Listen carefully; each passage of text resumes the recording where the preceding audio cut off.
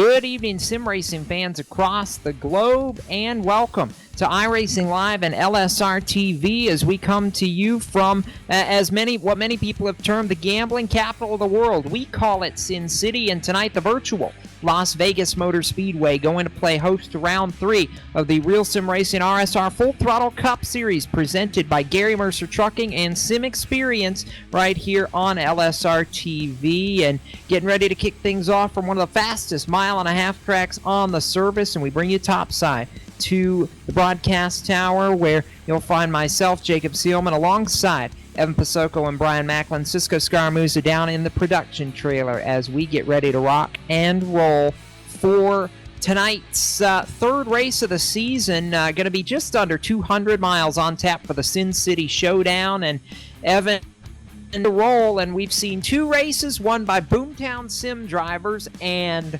wouldn't you know it, if another one isn't on top of the qualifying charts here already. Anthony DeBarro won at Daytona, probably should have won at Atlanta, and right now he's on track for his second consecutive pole in the series tonight in Las Vegas. I love the roll of momentum this 9 car is in to start the season. It's really been remarkable what he's put together.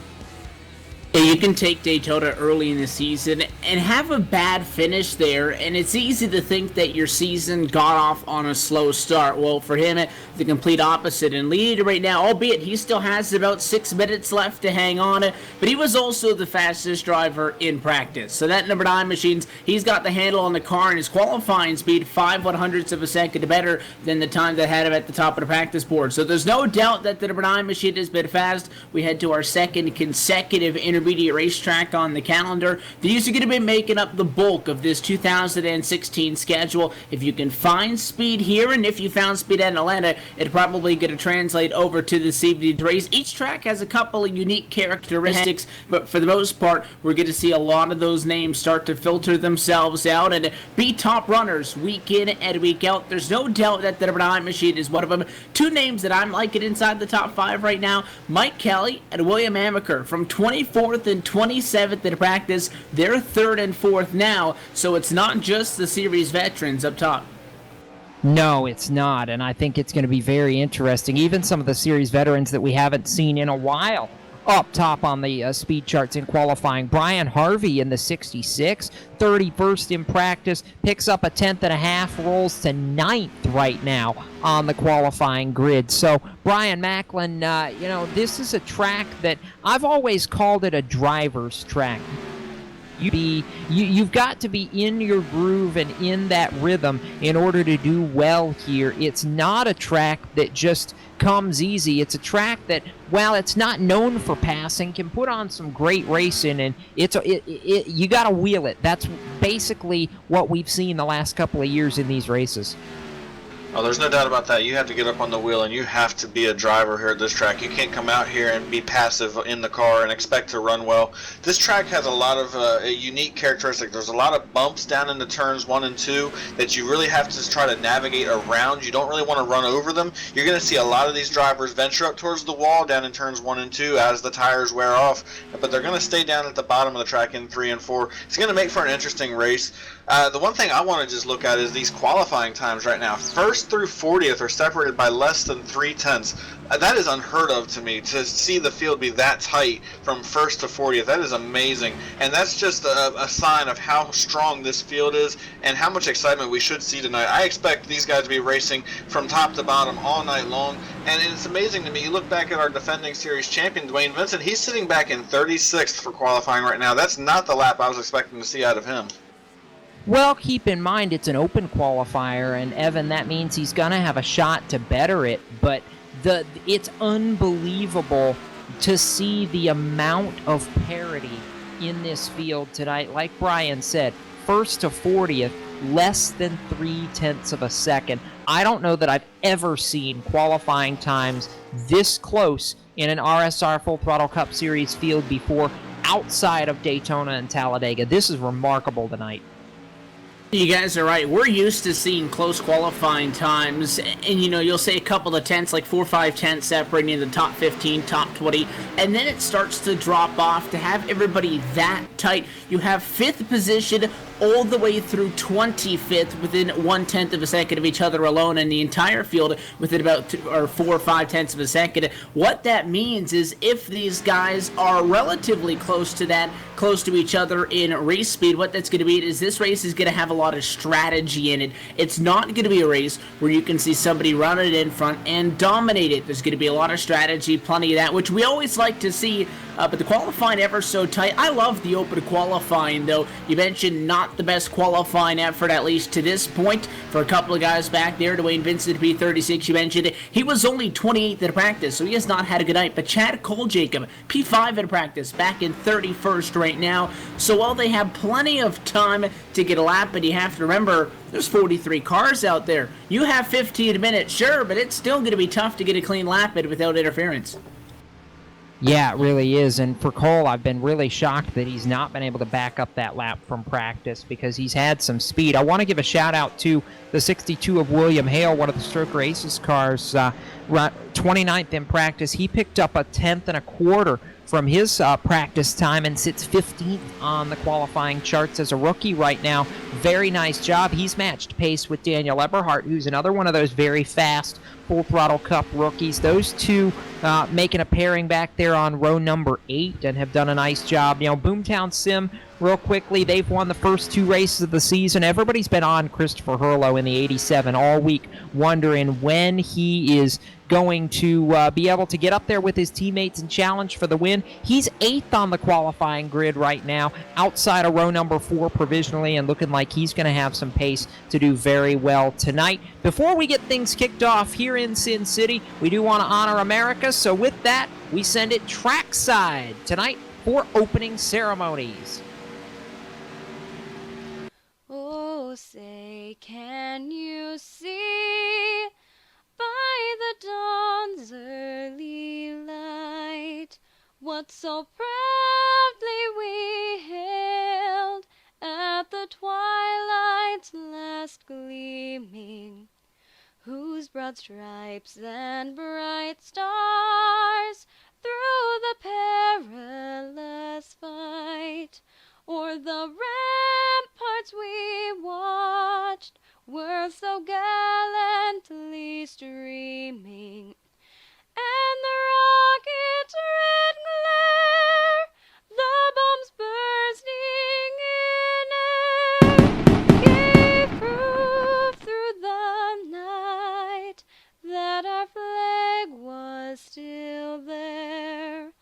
Oh, say does that star-spangled banner yet wave o'er the land of the free and the home of the brave?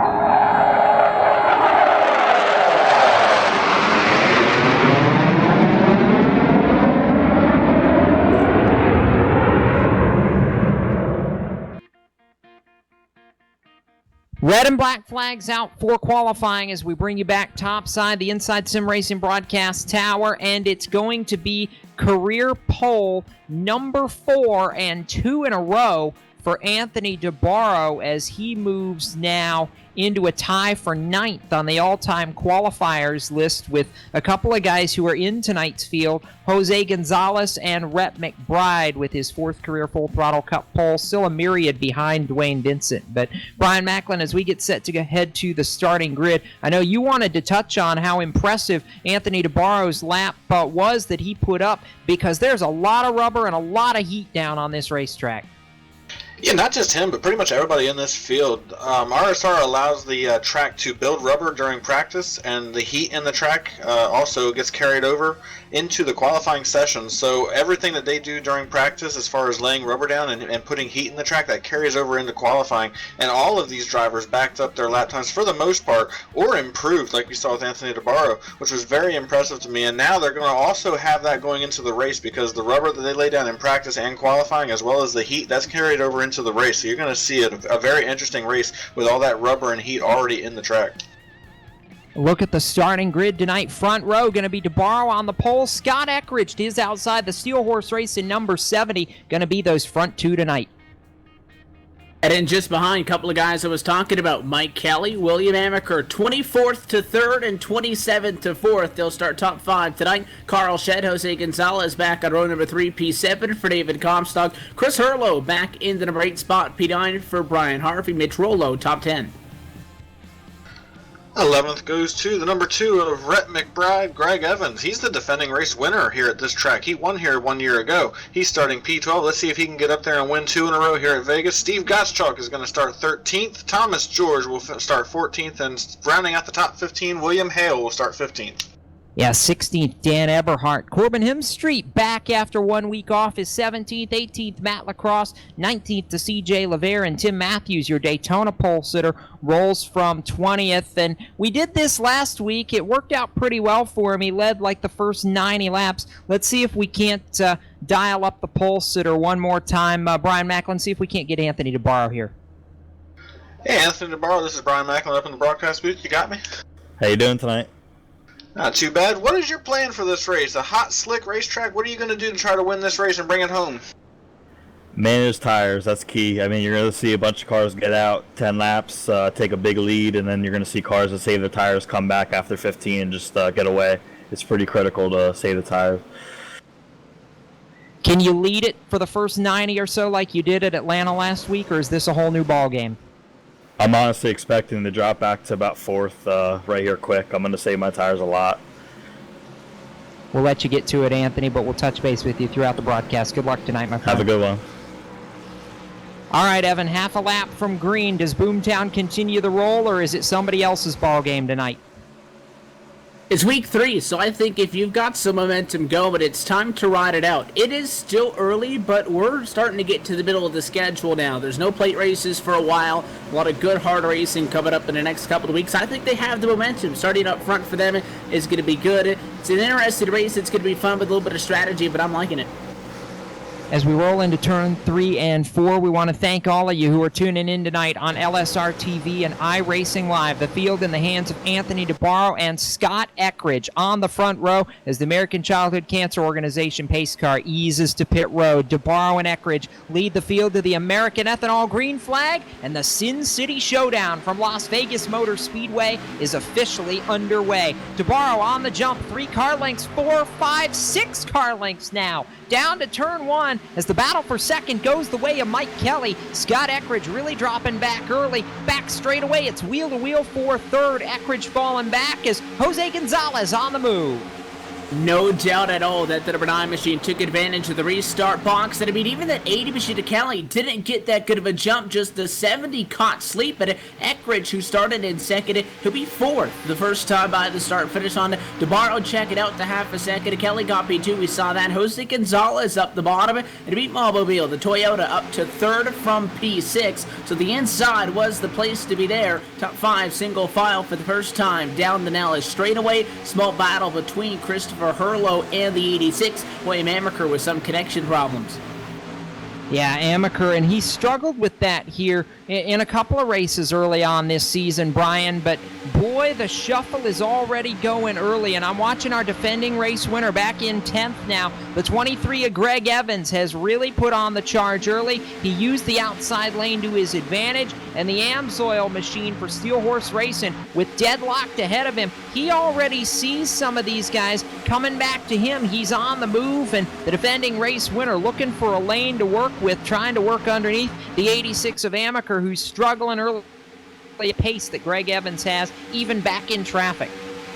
Yeah, there's no doubt Greg Evans knows how to get around this track. I was out there racing against him in this race 1 year ago, and he was really fast here all night long. And we didn't have the tire fall off last year that we have now, so that wasn't as big of an issue. But he certainly managed his tires in that race to the extent that we needed to, and was able to get out front when it mattered the most, and was able to win that race. And he just did an incredible job, and he's doing a good job here so far. He's working under the number 86 machine, trying to take away that 9th position. He's got the run as they go down the front straightaway here, and it looks like William Amaker is going to let him have it. Yes, he will. It actually allows Rhett McBride to make the move as well. He's marching early. I expect to see him towards the front as this race continues on. You know, everybody thought Anthony DeBarro, and even DeBarro said it, he thought he was going to drop back early. He has not done so. It's been a half a second lead, but now you're watching the I-80 Speedway machine of Mike Kelly start to close the gap just a little bit. The Kaziski Auto Parts entry, now it's down to about 3.5 car lengths or so as Kelly closes in, running that middle groove of the racetrack while DeBarro is up high off turn 2. You see how good a run, Evan, that Kelly gets to the center of the corner, and this is a driver who won 3 races in the Winter Outlaw Truck Series here at RSR, and we thought was going to be a real contender for the Cup Series this year. Nice run early. He's had pace, qualified 3rd, run 2nd, and closing on that Boomtown Sim car for the race lead. Yeah, the 9's out in front, and I'll tell you what, Clean Air will do that for you. No rush in front of the field, riding his own race, but DeBarro's not forcing the issue. He was up to the high side at 1 and 2. You'll see that a lot more down at that end of the racetrack than he will down at 3 and 4. Everybody likes to go a little bit lower, even all the way down to the white line. They do go this time through 3 and 4. DeBarro, Kelly, gap about 2.5 to 3 car lengths, but the 80's coming. He's going over those bumps on the inside in 1 and 2. A little bit more abrasive, but it's allowing him, as you just mentioned, to get that run coming off of the quarter and really close into that number 9 machine. There's plenty of room to fan out on this racetrack, and now you see that 9, he rides the bottom this time, searching for a little bit of speed. If Kelly, if Gonzalez, even if Scott Eckrich gets there, the top 4 drivers within 0.6 of a second of each other before you look at about a 2.5 second gap back to Carl Shedd in P5. If somebody gets to that 9, Jacob, I don't expect Anthony DeBarro to put up too much of a fight for it, but hey, if you're leading, no point in dropping back. Exactly right. On the move back in the pack, and a little bit different paint scheme. Brian, more of a blue and white look to the Ford of Chad Cole, who started 28th, really struggled in qualifying, has worked his way very solidly, though, up into the top 20, +8 from where he started on the grid, and he's been bringing Jonathan Cadell in the GTR Simulators Toyota right along for the ride with him. But Chad Cole, he had speed in practice, couldn't show it in qualifying, never got a clean lap, but this is why we call him the champ. He knows what he needs to do, and he has been all over it in the early going, and now looking on the back deck lid of Steve Gottschalk and CJ Lavere for position in 1 and 2. And Chad Cole's doing what Chad Cole does best, is he easily takes that position right there, and he's going to move up into the 19th position. He's just doing what he does every single week. He may not have the best qualifying effort, but he knows he's got speed in that race car for the race. He knows he's going to have speed on the long run, and he is slowly working his way to the front. This is why he's one of the best out here, and why he always will be one of the best out here, because he just knows how to put himself in the right position week in and week out. He is just very quietly making his way to the front, and like you said, he's bringing Jonathan Cadell with him. They're both moving towards the front here in the early stages. I am a little concerned about Dwayne Vincent, though. He has not gone anywhere. He started in the 36th position. He's only moved up to the 31st position. I'm not sure if he's just trying to stay out of trouble or if he's having a hard time with his car. We're going to have to try to do some follow-up on that and see if we can figure what's going on with him. Yeah, DeBarro has worked his way back just when we thought Mike Kelly was going to be able to close the gap on the 9 of DeBarro. He's been dispatched for the number 2 position. How about the Meatball Company Toyota for Jose Gonzalez on the move? The 26 is coming forward. He passed Kelly for that runner-up position, Evan, and now Jose, it's been a while since we've talked about him in Full Throttle Cup Series victory lane, but last time by, he really has it was a little stationary that time, but he's closed in on DeBarro a good bit. It's down to just under a half a second, and this is one that we know is not afraid to get aggressive and go to the front, at least early and late in the race. Yeah, he's digging it. He'll get there. He's within 0.4 of a second now, and now that he doesn't have the 80 in front of him, Carr going to be able to drive a lot better. He should be able to get to Anthony DeBarro, but again, the 9 machine is doing his sit up front. He's not pushing the issue, but he's maintaining, and he actually gains time. That time by 26, lost a little bit of speed, having to complete that pass. So DeBarro just about over 1/2 of a second in front of the field at a 54 100ths, but it is still the top 4 by quite a bit. P5, still Carl Shedd, by the way. Great starting spot for the 45. Great run so far, but he's 3 seconds back. There is plenty of tight racing from P10 to P5, and from there on to back. We talked about that 30-winner Dwayne Vincent. Well, he's now up to P28, but he's right in the thick of things. It's not safe back there. There's much more battling going on back in the pack than what we're seeing up front. Yeah, and there are some good battles going on back in the pack. In fact, one that I circle is back around 13th. William Hale has that position right now, but he has had a mirror full of a good battle between the 21 of Matt Lacrosse, the I Can't Design Chevrolet, and the 90 of Daniel Eberhardt, who have really been scrapping, and now these two again get close. Eberhardt, Brian, has been trying for about the last 4 laps to find a way by Lacrosse, and even behind them now, Marinac and Joseph Tice side by side for position. That's for 16th. Yeah, these guys are racing hard, and this is the point of the run where it gets really hard to make a pass because the tires are starting to wear out. You really have to rely on the momentum off the corner, and we have Matt Lacrosse now making that move on William Hale. He's easily going to take it, and we also have a battle up around the 6th position. Christopher Hurlow and Mitch Rollo are working hard, racing teammates here, racing against each other, trying to battle for position. That allowed David Comstock to get a little bit ahead of them right now, but these guys are racing hard for the 6th or for the 7th and 8th position right now. And David Comstock, he takes the number 6 position, and I'll tell you what, he put a good move to the inside on Hurlow, got him down to 1 and 2, and it was the 96 of Rollo who swung down to the inside with him, and he'll finally get that spot coming into quarters 3 and 4. The 87 to Christopher Hurlow doesn't just want to roll over. He peaks to the bottom, not enough momentum though, coming off of turn 4 to get to the inside and back to turn 1. They've single filed themselves out. Comstock in P6, Rollo 7th, and they both dropped Christopher Hurlow back 2 spots. He's back at P8 where he started. Yeah, he is, and all the while, their teammate Anthony DeBarro, who told us he was going to drop back to about 4th, not happening. 18 laps into the Sin City Showdown at Las Vegas, Anthony DeBarro has led every one of the 18 laps we've completed so far, leads by just under a second from Scott Eckridge, Mike Kelly, Jose Gonzalez, and Carl Shedd, the top 5, and Evan Eckridge all of a sudden has come to life. He was 4th about a lap and a half ago, has done away with with both Mike Kelly and Jose Gonzalez, and now Eckridge starting to gain on the race leader in that 70. The Toyota power starting to come towards the front.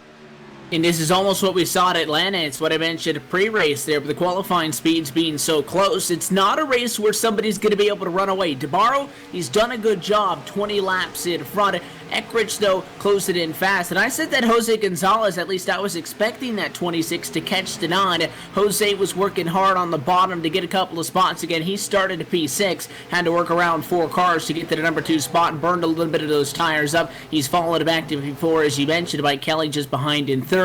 Scott Eckridge, though, started 2nd, went backwards on the drop of the green flag. He was P4 at the completion of lap number 1. So he hasn't been really burning up those tires much. In fact, it's the first time he's going back in the right direction. He is way up against the fence. Anthony DeBarro way up against the fence, and they sliced to the middle, really corner 2 off in the middle of that corner before they hit the Nellis back straightaway. They continue to search for grip. Again, rubber from practice carried over to qualifying and carried over to tonight's race. Much different rubber conditions than what we've seen all season so far. They're trying to figure them out, but that number 70 machine definitely closing the gap. 78 100ths last time. This time 76, slowly but surely he's getting to him. Yeah, and meanwhile, Brian, to a point that you made a little while ago, Dwayne Vincent on the move. He was 36th starting out, and you said he was mired, had only been able to get his way up to 33rd or so early on. He's finally started to make some tracks up to 23rd now on the racetrack. Yeah, it looks like what he was doing was just managing those tires, waiting for everybody in front of him to start having that major tire fall off that we do expect to see. These guys are dropping off almost 3 seconds by the time they get to the end of the fuel run. So the tires just absolutely let go after about 10 to 15 laps, and the longer you run, the worse it gets. And he did a really good job managing his tires at the beginning of the run. I should have known that's what he was doing, but I just didn't. I wasn't really sure because it just looked like he had a little bit of a hard time getting through traffic, but obviously it was all by design. He was doing what he needed to do, and now he's marching his way to the front as well. Chad Cole was kind of settled in the 20th position, though. I was just looking at that. He was on the move early, and now he's kind of just stationary where he got up to. I'm not sure. Maybe he used his stuff up trying to get up through the field. He's probably looking to get to pit road and get some fresh tires. Another driver on the move, Evan, that I've been watching the last few laps, one of the Aegis Motorsports Toyotas, the 25 of Joseph Tice, 24th to 13th on this run, and he continues to have what I believe we've taken to call in stupid fast speed early on, and check that, the Chevrolet of Tice now. That team kind of a cross between Chevys and Toyotas, but the 25 on the move and closing quickly on Daniel Eberhardt for that 12th position. This all 6 seconds behind the race leader. Tice has been eerie consistent through this first 25-lap run and doing a nice job to hold on to it. They've been battling really for the better portion of the opening 25 laps. I'm looking at Carl Shed though. Look at the number 45 machine, because he's on the move, but he's got plenty of company now behind him. He'll take a spot from Mike Kelly. He'll take a spot from Jose Gonzalez. And at number 45, who I had mentioned a couple of laps ago, had fallen over 3 seconds behind the race leader. He's picking up a little bit of time. It was more so Kelly and Gonzalez falling back. But a 45, who was way out of the conversation, now goes up to the number 3 spot, closes the gap into the race leader down to 2.7 as Eckridge begins to close in on DeBarro at the front of the field, P1 and P2, within half a second of each other. Some names we haven't talked a whole lot about, but Brian Harvey, William Amaker, both started top 10. They're both outside the top 24. Yeah, and they can back right now as it's going to be the story that we continue to follow the rest of this race as David Comstock back in 6th, getting a big run off the corners here and down these long straightaways, but up in front. Just when we thought Scott Eckridge was going to be able to catch and pass Anthony DeBarro, he stalled out last time by, and it was about a half a second gap, and now he starts to close in once again in that Los Venom Camry as Eckridge closes in on DeBarro. The battle still raging back there. Mike Kelly has the 4th position, but it is a hornet's nest as they go at it. Mitch Rollo was trying the inside, couldn't make anything happen. Jose Gonzalez and Mitch Rollo going at it now for position as Greg Evans, where did he come from? In the mix now, takes 7th away. It was a slick move by the Amsoil Chevy. He'll get a big run off the corner to the inside on that 96. He won't have him at the stripe, but he'll get him down to turn number 1. Greg Evans up to the number 6 position. After he started in 12th and just in front of him, it's Comstock all over the back of Mike Kelly. Kelly and Gonzalez fell back to this pack of cars that had been multiple seconds behind them for the opening 20 laps, and they're getting eaten alive. Give Comstock another one. Yeah, you're on board with the 14 of David Comstock right now as we get a look around this Las Vegas Motor Speedway. So the 14, who I had circled before the race as one of the potential favorites to go to victory lane tonight, moves into the top 4, has run a very calm, very collected race early on, and just hasn't shown maybe the speed to just run right up and take the lead for a lot of laps tonight. But you know he will be there when it counts. However, up front, DeBarro all of a sudden really slows up, and Scott Eckridge to the lead on lap number 30 as DeBarro makes a last-second bail to pit road. Yeah, we saw the first couple of the drivers come down pit road. At least 1 or 2 guys came, but up to 2 laps ago, as early as lap number 28, guys started diving out of the pit lane. It would seem a little bit early, but your race leader's in, and he slides it a little bit, locks him up. He's got to go backwards. That's going to cost DeBarro some time. Yeah, that's going to cost him a ton of time, and now we have the number 70 of Scott Eckridge coming to pit road as well. Looks like David Comstock's going to stay out there to lead a lap and get a bonus point. But meanwhile, as we watch Anthony DeBarro also on pit road, he's down and away now after having that miscue on pit road. It's going to be interesting to see where he comes out in relation to Scott Eckridge. Meanwhile, the number 70 of Scott Eckridge is getting ready to pull into his pit box. He needs 4 fresh tires and fuel as well. He's not going to make the same mistake. Yes, he is. He's going to slide through as well. He slid through as well. So both of your front runners having issues on pit road, and now this is going to be very interesting. He had to back up too. He's got the right side tires, he's working on the left side tires, and he's about to be down and away as well. Big mistake for both of our front runners here in the early stages. You just can't make mistakes like that, Evan, on pit road. Those are the kind of mistakes that can haunt you late in the race, lose time, maybe cost yourself a race win. If you know the green flag pit stops are key, you'll see a lot of mistakes coming into pit road. Vegas isn't one of the harder tracks. It's right about in the middle when it comes to getting onto the pit lane. You're conservative, you slow it down on the inside of the racetrack, you can get down. But you would think these guys are sliding down there on the concrete in the pit stalls like there's dust or something there. I can promise you there isn't. Those are the mistakes that you cannot afford. Every time you come down to the pit lane, Jacob, under green flag conditions, it is going to be different. That's fine, but every time you hit your pit stall, it's going to be the exact same. You're always going to be doing 50 miles an hour. Those are the mistakes that you could absolutely not let happen, and we saw 2 race leaders do it back to back. Yeah, and now David Comstock is holding the lead out in front. I was just getting ready to come to you and ask you, Brian, if you liked this call or not, and you immediately kind of nudged me in the ribs and said you don't like it one bit. He is giving up 3 seconds a lap right now. Yeah, this is I don't know. I don't like this call at all. I feel like this is a horrible call. Unless he's banking on a caution happening before the cycle of pit stops ends, if he does come to pit road, when he finally comes to pit road, he's probably going to be 11 or 12 seconds behind Anthony DeBarro and all of the guys that he was racing with. He's not going to be up inside the top 5 anymore. I don't know. You're giving up so much time at this point. Once one guy comes to pit road, you have to join them. You can't stay out there this long. This is not the call that I would be making if I was behind the wheel or if I was on the pit box. Brian, how long's a full fuel run here at Vegas? Can he do it in 2 stops? It's between 50 and 60 laps, so it would be pushing it. If he could push 60 laps, he'd have to actually push more like 62 or 63, and I don't think he could do that. Well, that would be to do it in 1 stop, but the way when most of these guys pitted, most of these guys are going to have to make 3 stops. I think David's trying to make it in 2.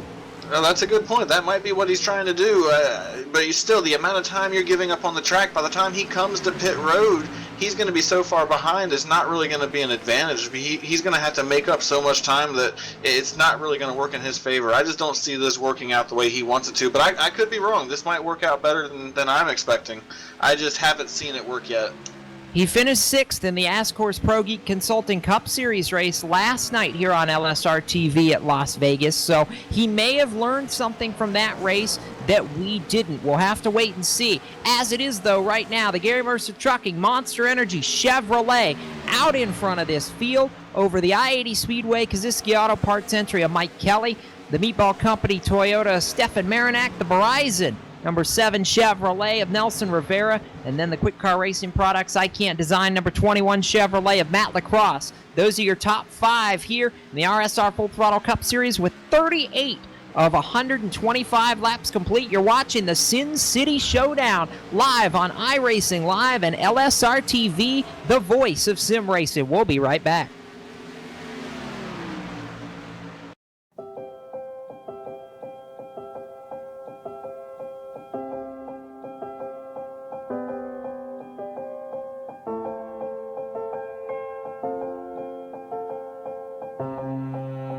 Trucking has always been a part of me. It started years ago when my dad and granddad were hauling vegetables to market in Liverpool. The family immigrated to Canada in the late 60s and settled near Alliston, Ontario. I bought my first truck in 1982 and Mercer Trucking was born. Today, Mercer Trucking has over 50 trucks in terminals in Toronto and Los Angeles. Our storage facilities at both terminals can handle any size of distribution needs throughout North America. We service the continental U.S., including Hawaii and Alaska. We run over 120,000 miles per month and some of the best equipment on the road today. We specialize in less than truckload shipments, show freight, we do rush team service deliveries, and haul your refrigerated or heated product. Our regular team service from Canada to California is second to none, and our staff and drivers are among the best in the business. I'm proud of our people and what they can achieve. Trucking is in my blood, it's my livelihood, and it's what I do best.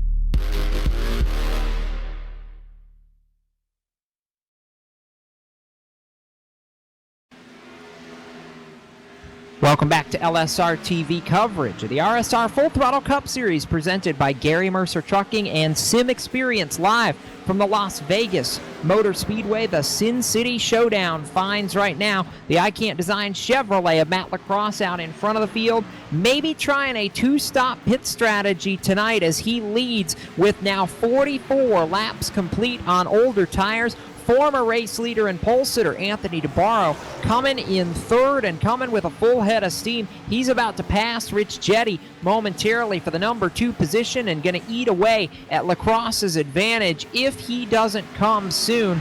Evan Pasoko and Brian Macklin alongside myself, Jacob Seelman, in the broadcast booth. Evan, we've been really skeptical of this two-stop strategy and don't know if it's going to work, but I'm telling you, Comstock finally bailed to pit road. Lacrosse is holding it out in a big way right now.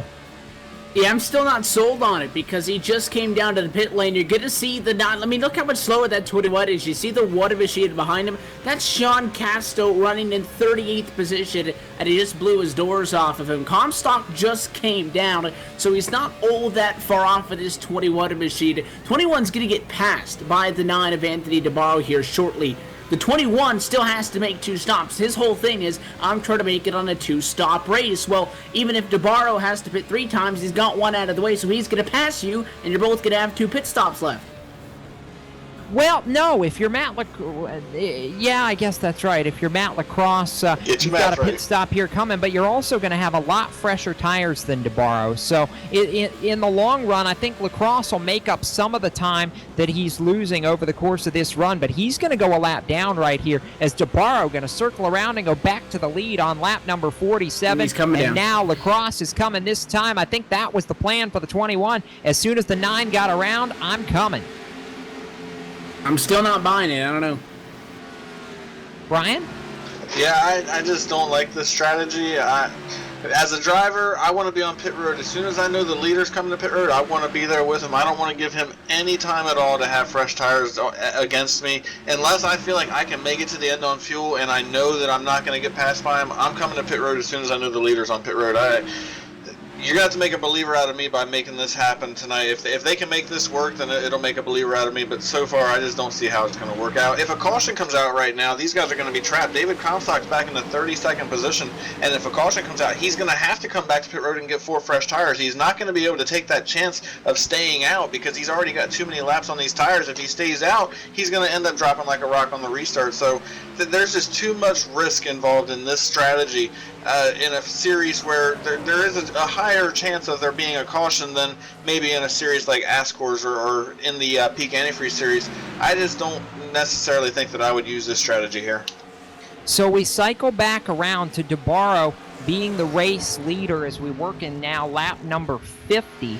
DeBarro led the first 29 laps and then has taken it over from lap 47 back on, so he'll have led 33 of the first 50 laps of this race. 4 lead changes between 4 different drivers already, and right now a lead of 1.6 seconds for DeBarro over the 70 of Scott Eckridge. Mitch Rollo, Carl Shedd, and Jose Gonzalez, the top 5. How about a run by the, I was going to say by the 36 of Rich Jetty, but he's coming to pit road right now. I didn't realize he had actually stayed out even longer than Lacrosse had in that 36. So now we update the top 10 as DeBarro, Eckridge, Rollo, Shedd, Gonzalez, Thomas George, Joseph Tice, Greg Evans, Chris Hurlow, Dan Eberhardt up inside now the top 10. And Evan, Dwayne Vincent, 36th, all of a sudden he's crept into the frame 10 seconds back of the leaders. He's in 11th. The big thing I'm looking at him is his pace. Right now, running about 1/10 of a second off of what DeBarro's doing up in the front of the field. He was a little bit slower going through the field than I think what we were expecting, but I'm not surprised that he's there. It is not that all difficult for number 13 Dwayne Vincent, defending series champion, to pass drivers that are running outside the top 15, outside the top 20. Now is where you get to the point where it's going to get a little bit more difficult. Running back there in the number 11 spot. He could benefit, though, from a yellow, because even if he's just 1/10 off of the leader, that's something that you could work on. You can get race-winning speed but when you're 10 seconds back, that doesn't help you much. So right now, his biggest disadvantage is he started so far back, and passing 25 cars took a lot of time out of him. He's over 10 seconds back for the race lead, so what he'll need is at some point for us to reset the field. Yeah, and we haven't seen that through the first 53 laps. In fact, before too long, we're already going to be halfway in this race, which is surprising to think about. It's really flown by, and I want to highlight another contender who's back in 13th right now, but didn't even think he was going to be able to race tonight. Was actually at the real-life Las Vegas Motor Speedway earlier in the weekend for the Xfinity and Sprint Cup Series, but the Finning Caterpillar Chevrolet for Corbin Hemstreet, Brian, rides now, actually just got around battling Nick Cohen, and of course, the moment he gets loose off turn 2 and got a piece of the wall, and every time I get ready to say something good, I just need to stop it.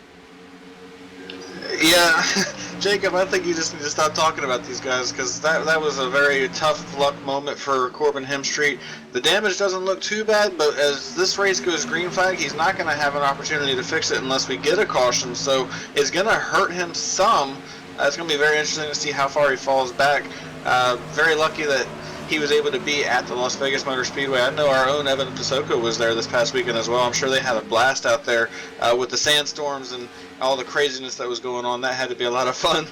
But yeah, it's going to be very interesting to see what happens here. As he's actually being challenged by Nick Silver in the number 51 machine. It looks like it's going to be an easy move for the 51 of Nick Silver. He's down on the bottom as they come off turn 2. The 62 of William Hale is going to join him. They're going to try to get by this damaged race car of Corbin Hemstreet as quickly as possible. Sandstorms and wind, Evan. Is this race any calmer or at least a little simpler than it was on Sunday afternoon? I'll tell you what, I'm still covered in sand, so I think these guys are having it a little bit easier. But, no, it's definitely exciting out there. I mean, we're seeing plenty of strategy, which, again, we thought that we would see. I'm still not, entirely sold on this strategy, but I like that we're seeing strategies that are so much different from each other. We see races all the time. You'll get a little bit of variance in the green flag strategy of 5-6 laps, whatever. The big gap that we have now, and the fact that we're green just a couple of laps shy of the halfway point, making this race very exciting so far. Yeah, and we're just 5 laps shy of halfway when we get to the line. The Finning Caterpillar Chevrolet of Anthony DeBarro still out in front of this field. Scott Eckridge and Mitch Rollo second and third, but Eckridge, Brian, has closed the gap. It's down to 3/4 of a second once again, and every time it seems like over the short run, DeBarro very, very good, but the longer these runs go on, Scott Eckridge just gets better and better and better. Yeah, the problem is we're at that point of the run again where you're going to see these guys duck back to pit road. Anthony DeBarro came to pit road on lap 30, and we're at lap 60 in just a couple of laps, which means you should see him coming back to pit road. This is the disadvantage to having that long run speed. They're not getting a long enough run for Scott Eckridge to be able to use it. He's closing in now, but I certainly expect probably next time by you're going to see the number 9 machine duck to pit road yet again. And Scott Eckridge, if he's smart, he knows what he's going to do, and he needs to follow Anthony DeBarro to pit road and try to stay on sequence with him. By the way, Brian, you were worried about David Comstock almost going a lap down. Might I point out that right now he rides 13th, only 13.5 seconds behind Anthony DeBarro. He lost a lot less time, and actually he was 8 last time by than was DeBarro. He's making time right now as we approach lap number 60, and I think it's going to be interesting. This strategy may work a little bit better than we originally thought because Comstock is really making some time right now. Yeah, I'm still not sold on it yet. I have to see it work. For me, he's got to make up too much time, and I just don't know how it's going to work out for him. But stranger things have happened. Like you said, it seems like it's working for him right now. He's up inside the top 10. He's only 12 seconds behind. But the problem is, here comes Anthony DeBarro to pit road. Right now, he went a lap longer than I thought he was going to. Now he's ducked to pit road, and he's going to come down and get his 4 fresh tires and fuel. And this is where everything's going to flip-flop again. David's going to stay out for a while. DeBarro is going to come to pit road, as will the rest of the leaders here in the next couple of laps. And we're going to see the strategy really start to play out yet again. All right, Anthony DeBarro's in, Evan. 4 tires and fuel, we know, is the order of the game. He's got to get that pit entry a lot better this time, and it looks like he will. Yeah, that's the key, and he's hit it. It's just shy of the halfway point, so we could assume that it is going to be a three-stop strategy for the number 9 Chevrolet team. So he's down for the penultimate time. He'll get service, get back out there. We expect him down pit road one more time. The big thing in this strategy is going to be for that number 14 Bishita Comstock. Does Comstock pit one additional time, or does he have 2 pit stops left? If he's only got 1 left, he's in a ball game. If he has to pit 2 more times, I'm still skeptical on it. We'll see, because if you're doing 3 pit stops, you got to have your second one at about halfway. So we'll really get a better idea of where this strategy sits here in about 5 to 10 laps. I think Comstock, he proved he could split this into thirds, Brian. I think he's only got 1 more stop. Yeah, I mean, that's very possible, but the problem is when these guys come back down for their last stop, they're going to have fresh tires and they're going to be able to charge hard, where he's going to have to just kind of be the sitting duck in that point of the race. And I don't like it. I prefer to be that guy that's on fresh tires, going out there and charging as hard as I can, versus being that guy that's got to get out of the way for those guys on fresh tires. It might work. I mean, he's going to have 1 less stop than everybody else, and they're going to have to run hard to make up the time, but I just don't know if he's going to be able to hang on for the win.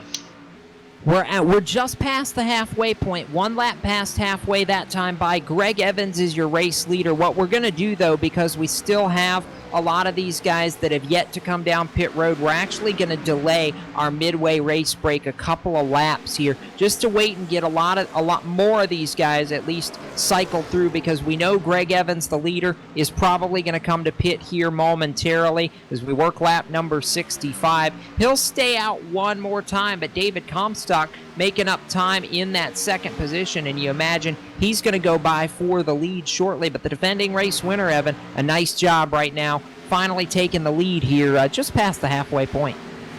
And he's worked hard for it, but again, nobody really is forcing the issue. We talked about how there was so many fights going on outside the top 10, outside the top 20 there when we were watching our top 4 pull away early. Sure, they were fighting, but we didn't see a lot of guys swinging to the inside and then crossing each other over. Nobody was driving quite like Kyle Busch yet in that race. So I like the pace that everybody's driving at right now. Greg Evans in front of the field right now, enjoying that lead, but he's coming out for his service just past the halfway point. So when we saw the number 9 machine come in, he was just a little bit before halfway. The number 23 comes in a little bit past halfway. No doubt his second of third stops as well.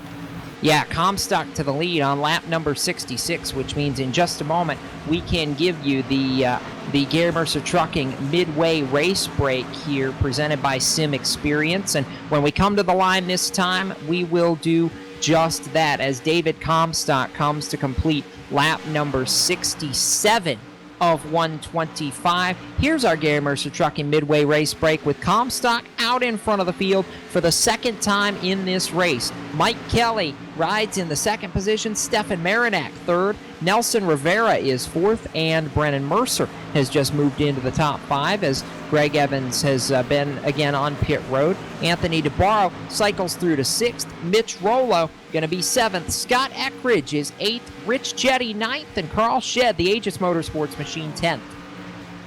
Just behind him in the number 11 spot, you got the number 25 Chevrolet of Joseph Theisted, and Jose Gonzalez falling back to the number 12 spot just behind. 13th, CJ LaVere, Thomas George 14th, and right now the last driver on the lead lap, P15, Daniel E. Eberhardt. Everybody else 1 lap down. Many of these drivers have already come down for service in his second swing of green flag pit stops. They include Christopher Hurlow, 16th, 17th, Dwayne Vincent, Tim Matthews, 18th, 19th, Ferdinand Murray, and William Hale in 20th.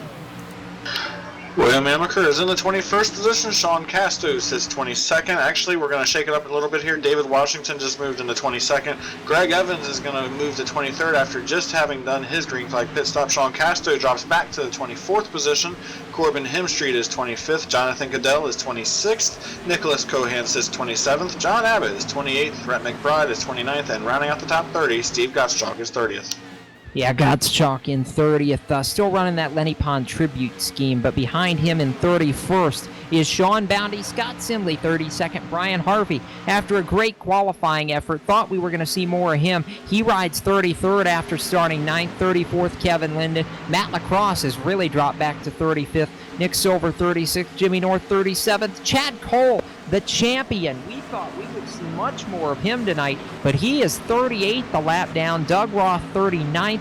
Douglas Wyatt 2 down in 40th. Scott Stenzel 41st. 42nd, Adam Blattle, and the only car out of the race, now 50 laps down, went out with 21 laps in the books tonight. Mark Bratcher in the Real Deal Graphics Toyota. That's a look at your Gary Mercer Trucking full field rundown with 71 of 125 laps complete and being past halfway. We are now going to go LSRTV non-stop as David Comstock is your race leader. Back with more from Las Vegas right after this. You're watching LSR TV, the voice of sim racing.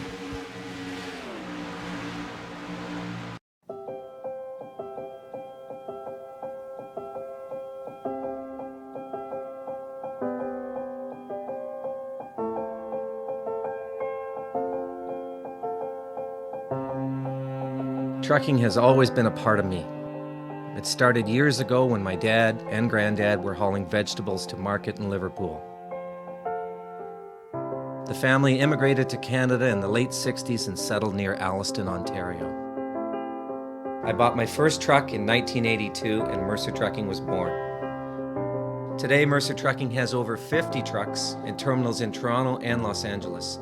Our storage facilities at both terminals can handle any size of distribution needs throughout North America. We service the continental U.S., including Hawaii and Alaska. We run over 120,000 miles per month and some of the best equipment on the road today. We specialize in less than truckload shipments, show freight, we do rush team service deliveries, and haul your refrigerated or heated product. Our regular team service from Canada to California is second to none, and our staff and drivers are among the best in the business. I'm proud of our people and what they can achieve. Trucking is in my blood, it's my livelihood, and it's what I do best.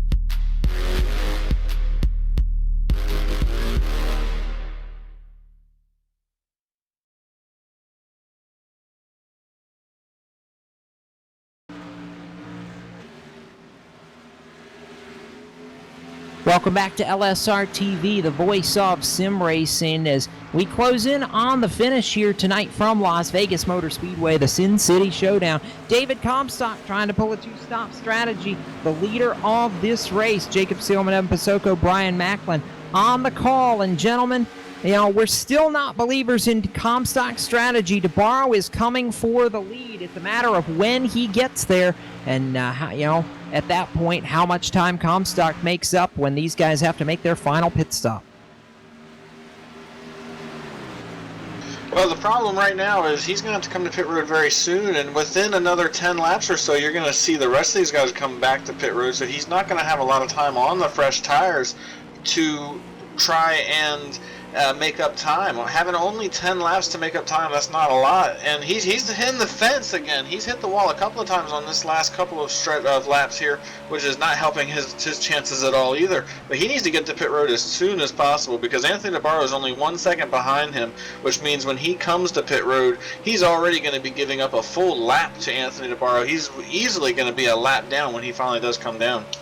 The tires are so important. It's the point that I mentioned earlier when everybody came down to get their first cycle of pit service completed and the 14 stayed out, as he almost got past before he came down for the first time, and there you see it. The 14 has been on pit road once. DeBarro has been on pit road twice. At lap number 83, the number 9 Chevrolet going to go back to the point, and now you have the number 9 on better tires than the 14. He still has to come down pit road one additional time for the third time tonight. Comstock's got to come down pit road one additional time for the second time total tonight. And I think that right there shows that DeBarro's got the upper hand. Comstock in this time for the final time may be too little too late. Short pit for him. Going to give him the tire advantage though for the final run of this race. Does that force DeBarro down pit road early?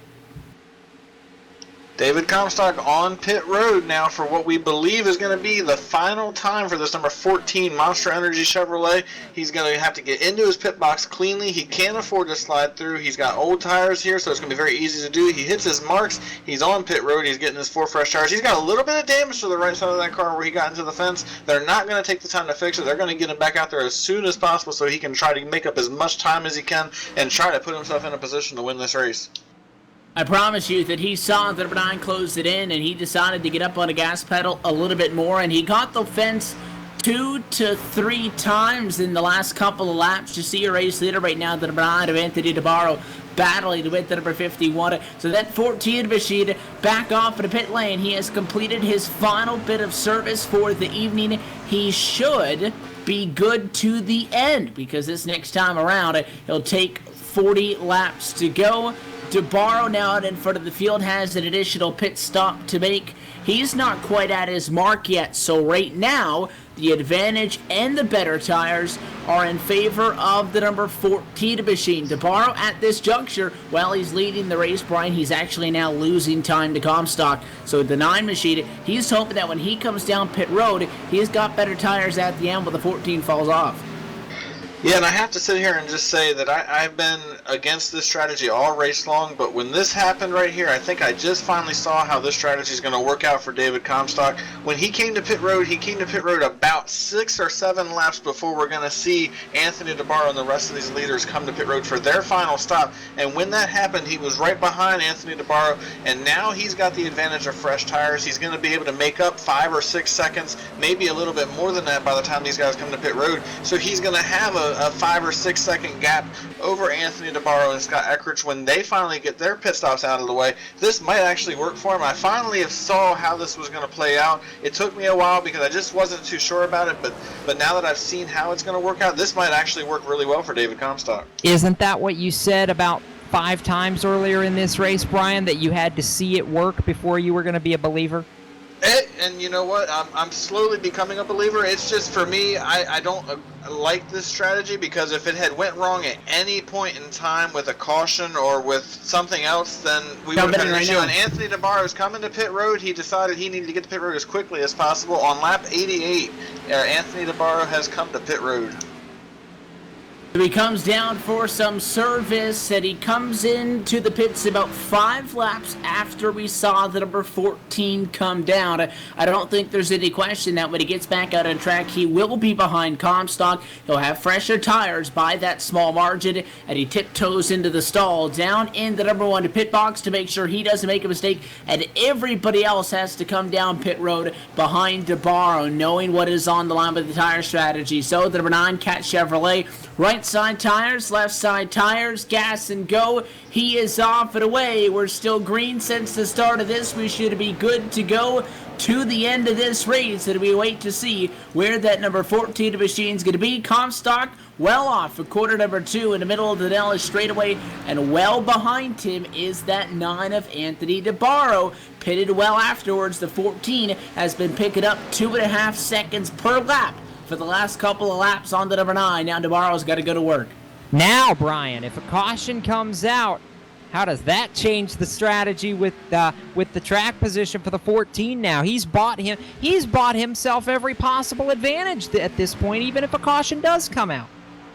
Well, the caution, if it's going to come out, needs to happen after the rest of these guys have come to pit road, because right now he's sitting back in the 17th position behind all these guys that are still out there on pit road. So right now, if a caution comes out, it does not play well for neither David Comstock or Anthony DeBarro. They need this thing to stay green at least until the cycle of pit stops ends. That way they're back up at the front, because at this point, if a caution comes out, they've already put 2 or 3 laps on their tires, and for Comstock, he's already put close to 10. You cannot stay out there if a caution comes out. You have to come in and get 4 fresh tires. This is going to work if it stays green, and if we have a caution in 15 to 20 laps, it's going to work for these guys. But it's just been a wild race. I did not expect to see this strategy play out the way it did, but I admit I'm glad that I was wrong. I'm very impressed with how it's worked out. And David Washington right now is the race leader in the Aegis Toyota Camry, and that blue and white machine has been impressive. He's been solid. Qualified, though, really off what we're used to seeing from him. 23rd tonight, and he's got the pace, though, now. 92 laps complete, and he leads Nick Cohan, Corbin Hemstreet, Steve Gottschalk, Brian Harvey has snuck back up into the top 5. But look at the gap between Comstock and DeBarro. It is right at about, I'm going to say, 5 seconds, I believe, right here, at least for the moment. Yes, 5.3 seconds, Evan. Comstock's bought himself, even with a little bit of a tire advantage, as now Dave Washington to pit road for the final time.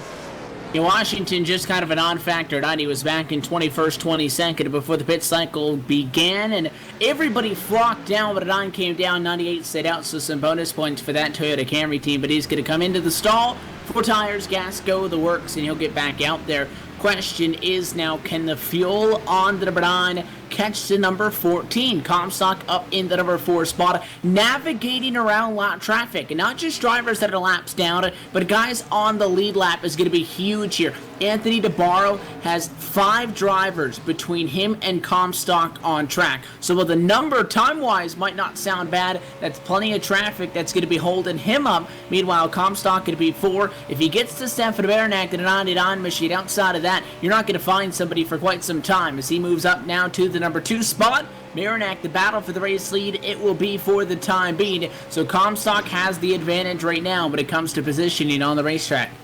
Yeah, he does, and Stefan Beranek credited with leading a lap at lap number 94, but I believe he is going to be headed to pit road here momentarily. Check that, going to come out to complete 94 and 95, so Marinak going to lead 2 straight, but Comstock really closing in, and that's going to be for the lead here momentarily. Yeah, David Comstock right now is doing a very good job with his car, just trying to manage his tires. He has a 3.5 second advantage on Anthony DeBarro right now with 30 laps to go. He needs to do exactly what he's doing. He needs to try to run fast, but he also needs to manage those tires, because he is at a disadvantage to Anthony DeBarro, so he does not want to go out here and run overly hard trying to get as much time out of this car as he can. He needs to just try to manage his stuff and try to get to the finish. This is going to be very close, as Anthony DeBarro is cutting about 0.4 a lap off of this gap. He's definitely going to get there, but it's one thing to catch that guy. It's a whole nother matter when it comes to passing him. Well, that's right, and Evan, DeBarro's probably running harder and maybe burning up those tires a little bit just to get back to Comstock for the lead, as we see Comstock now close on the 99 of Stefan Marinak. He'll go to the outside right here, working lap 98. They touch. entering turn 1. Comstock all the way up in the stratosphere lane. Marinac glued to the bottom and down the Nellis back straightaway. The pass for the lead coming at lap number 98. And look at the run that Comstock gets into turn number 3. And look at the fresh tires on Corbin Hemstreet. He's going to get both of these guys right here as Comstock to the point. He takes over the race lead. He disposes of the 99. Marinac going to have to deal with that 69 for a little bit, and I'm sure that Comstock will in a moment because that's Corbin Hemstreet from P27, and he powers to the inside. He makes it a non-factor for the number 14. DeBarro, though, here he comes. Again, we said that he's going to have the better tires by just 5 or 6 laps. It doesn't sound like a lot. Well, that gap has gone from 5 seconds to 2 seconds. The number 9 machine more than halfway has eaten into that gap, and he's now in the number 4 position. He's got to get to Mike Kelly. He's got to get to Stefan Marinac. Those two drivers right now battling side by side for P2. DeBarro half a second quicker than Comstock that time. He's hauling. Yeah, this is a big move right here for DeBarro, and very impressive, Evan. From what I've seen, I didn't think the 5 or 6 laps on tires was going to be quite this massive of a difference. But look at the run DeBarro's getting. He is coming, and he's gonna get there. He's going to catch him, and then he's going to be able to put up the fight for it again. I was still skeptical on the 14. You guys jumped on the David Comstock bandwagon. I was thinking it was going to work for the 9. DeBarro is moving. He's got to get around the 99 and the 80. Big run coming off of turn 2. He'll go to the inside of Marinac. That's going to be side by side for 3rd. He can get there. Both the 80 and the 9, though, are closing in on Comstock, but DeBarro, I think he'll get the P2 before Kelly can do anything. Oh, yeah, I agree with that, and he's making the move right now for 3rd on Stefan Marinac. Actually, check that. DeBarro making the move for 2nd on Mike Kelly. He's already dispatched Marinac, and DeBarro is gonna get there in a massive hurry. The Finning Caterpillar Chevrolet. You can hear Jaws now. Battle of the bow ties with 102. DeBarro looking in the middle groove. Comstock glued to the bottom for the lead off turn 4. Here comes the 9, and Anthony DeBarro at the line, not quite gonna get there. Check that. He did get there. 4 1/1000ths of a second difference, and now DeBarro to the lead by the time they get to 1 and 2. I'd say, Evan, that would be where we put in the line. Good night, Gracie. Yes, sir. 22 to go. This time by the 9's out in clean air. And the 14 in Comstock, looking at the numbers, wasn't running that hard. But Anthony DeBarro, I've stuck with it. I said that the non-strategy is the right strategy, and he just played it cool. He had a fast car, and he let that speak for himself. He's out to the race lead. Now, though, we got 22 laps to go. I'm not going to pull a Jacob here, but there could be a caution. We've been green all the way. The 9 is in front of the field right now. Barring any major issues, this is now his. How am I the one that gets blamed for all the cautions? Even if the yellow really comes out, I'm still throwing it on you, even though I brought it up. Fine. It's the way it works. All right. We're coming up on our gmercer.com 20 to go, and when we come back around this time, we will be able to do that. Right now, a quick look back through the top 10.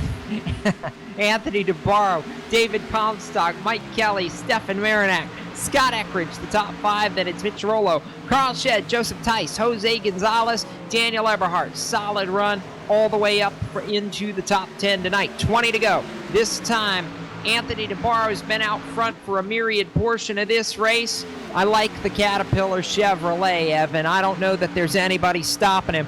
4/10 quicker than Comstock last time by. Clean Air has made the difference tonight, and I would say DeBarro is showing the field why he deserves to win 2 of the first 3 races of this season. Any difference from you?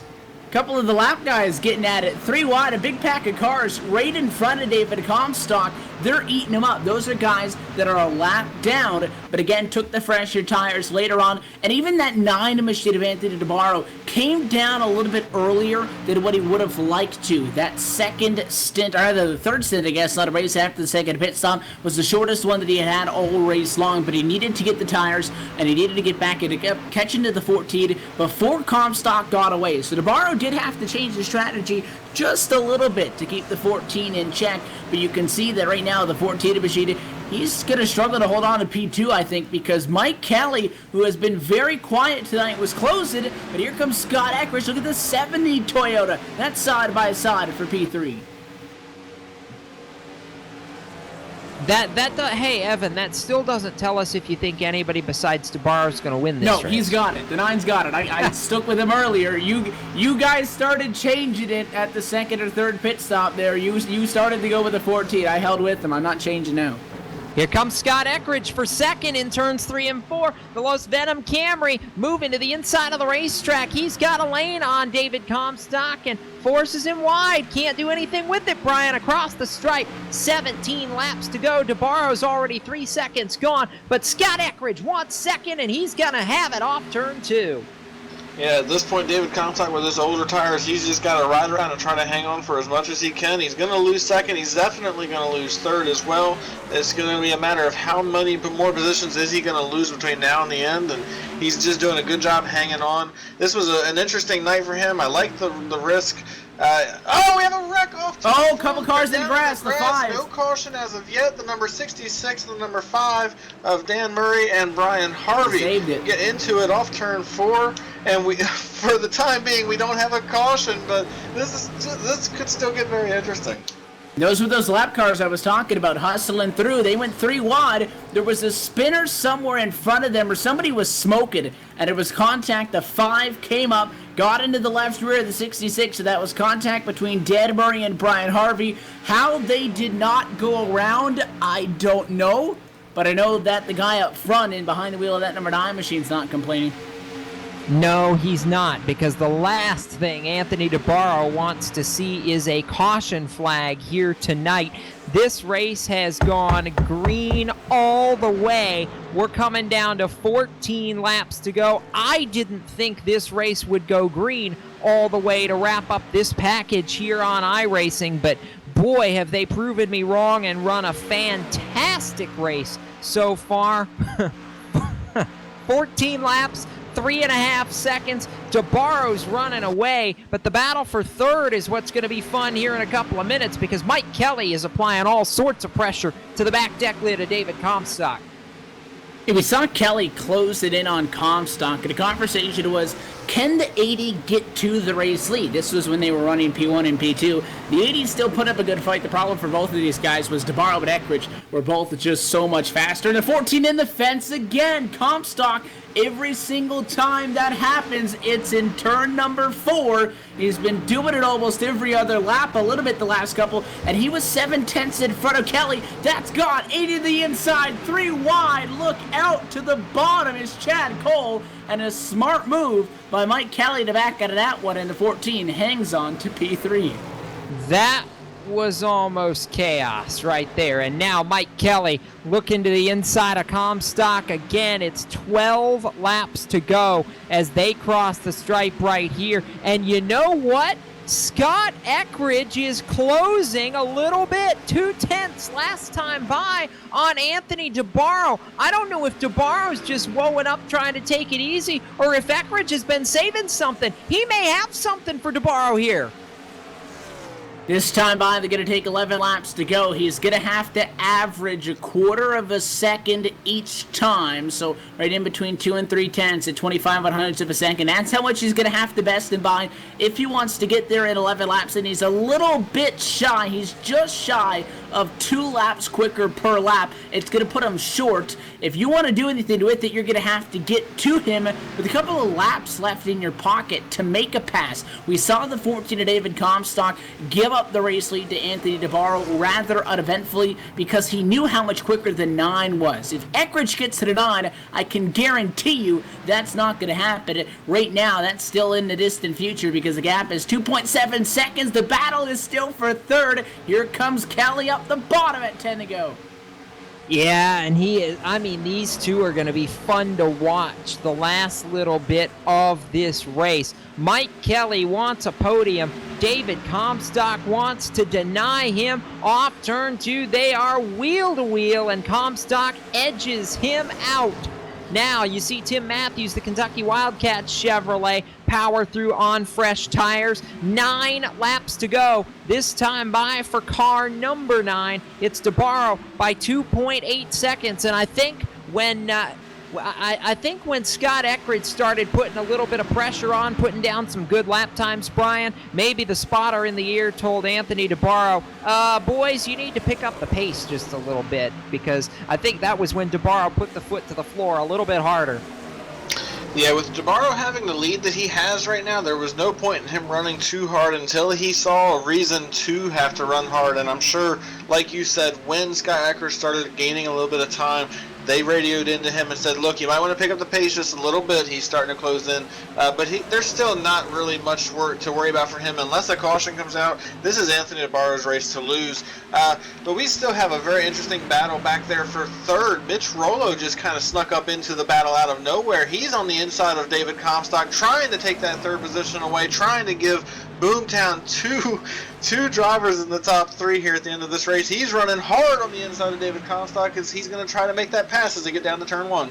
Yeah, where did Mitch come from all of a sudden? He was well back of this battle just a couple of moments ago, and now he is right there and clear of David Comstock as they work off turn number 2. Nice run for the 96, and he chops the nose just a little bit on David Comstock. Nick Silver in the 51 gain 4 to the inside. That's a lap car on much fresher tires. 6 laps to go for Anthony DeBarro. These guys are 6.4 seconds back of the race leaders now as Comstock falls to 4th, but it's DeBarro still with the gap and about 2.6 seconds to work with. Boys, one hand from the flag stand this time, 5 to go. Mitch Rollo with a good move. He RKO'd his way up to P3. Comstock back to the number 4 spot. I'll tell you what, I think Mike Kelly is faster than David Comstock, but he just can't get to him. The 14 and the 80, they have been up and down, side to side, all over the racetrack, battling for first, battling for second, and well, now all it is a battle for P4 because it's DeBarro, Eckridge, and Rollo, 1, 2, 3. They're keeping it fun as DeBarro's kind of settled in here, and this time by, we're now within the point that a caution flag would end this race. So the 9, he's feeling pretty good right now, but he's got plenty of traffic around him. The 43 on the bottom, the 2 in front. He just needs to make it cleanly 4 more.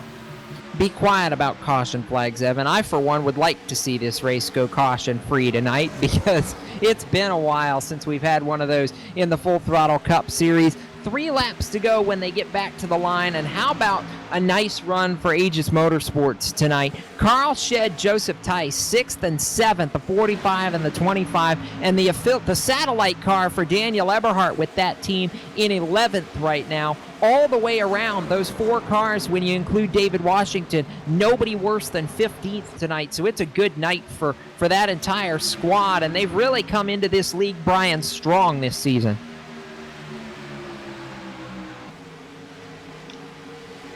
It's a good fight just back inside of the top 5 at 3 laps to go. Mike Kelly under attack, and just behind him it's the 45 of Carl Shedd. Shedd gonna take that spot away. He'll try to get to the number 14. Can't do it. 48 on the bottom. These guys were 2 wide, 3 rows deep back in the pack. Anthony DeBarro up front with 2 laps to go. Yeah, these guys are racing hard, still trying to sort out this battle here around the 4th and 5th position. David Comstock is just in the way, trying to hold off Carl Shedd in these closing laps, and Mike Kelly. Mitch Rollo made it easy, but these guys are having a hard time. Look at these guys, almost 3 wide. 3 wide. 3 wide. Got lap cars in the mix. This is crazy for 2 laps to go. 25 backed out. We're trying to make it to the finish without a caution, but I'm not sure it's going to work. Once Anthony DeBarro takes the white flag, though, it will, because all bets are off. Final time around the Las Vegas Motor Speedway. The gap is 2.7 seconds now between DeBarro and Scott Eckridge, and what a start to the season this is going to be for the driver of the Finning Caterpillar Chevrolet. No finishes worse than 3rd. It's going to be an average finish of 1.67, and for Anthony DeBarro, it's going to be his 5th career RSR Full Throttle Cup Series win as he comes off turn 4. DeBarro hits the jackpot, and he's a winner at Las Vegas. And behind him, Scott Eckridge going to come away with a P2. Mitch Rollo in third, 3 wide across the start-finish line. And that one going to go in favor of Carl Shed with Mike Kelly behind for P5 and P6. A different kind of exciting, but it was still exciting. This one a thriller to the end. Anthony DeBarro, he wins it by 2.8 seconds. He had me nervous, but the strategy works for him, and he's able to use that raw speed. Started P1, he was the best car in practice, and he finishes P1 tonight, a clean sweep for the number 9. Yeah, clean sweep. I believe I'm going to check the math. I got to check a couple of things here, but I believe DeBarro is going to end up being the leader of the most laps tonight as well. 72 of 125, a brilliant drive for that Finning Caterpillar Chevrolet. I don't know, Brian, if you can script a more perfect win than this one tonight. I mean, he was just on it. Yeah, he certainly was. Like Evan pointed out, he was fastest in practice. He got the pole. He led the most laps in this race, and he just did everything right all night long.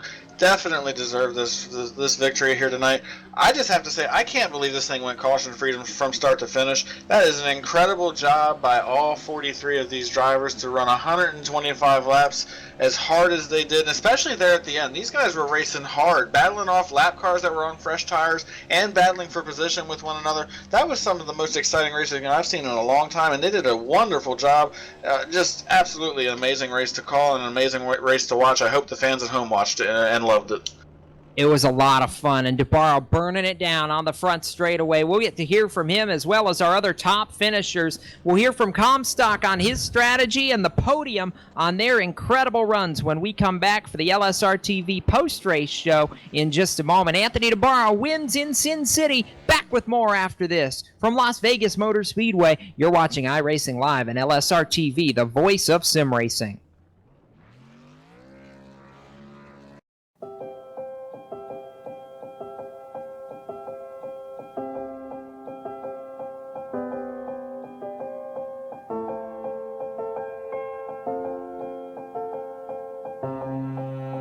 Trucking has always been a part of me.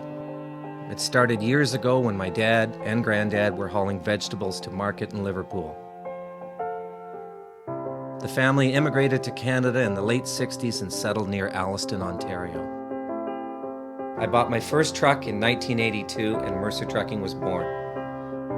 Today, Mercer Trucking has over 50 trucks in terminals in Toronto and Los Angeles. Our storage facilities at both terminals can handle any size of distribution needs throughout North America. We service the continental U.S., including Hawaii and Alaska. We run over 120,000 miles per month and some of the best equipment on the road today. We specialize in less than truckload shipments, show freight, we do rush team service deliveries, and haul your refrigerated or heated product. Our regular team service from Canada to California is second to none, and our staff and drivers are among the best in the business. I'm proud of our people and what they can achieve. Trucking is in my blood, it's my livelihood, and it's what I do best.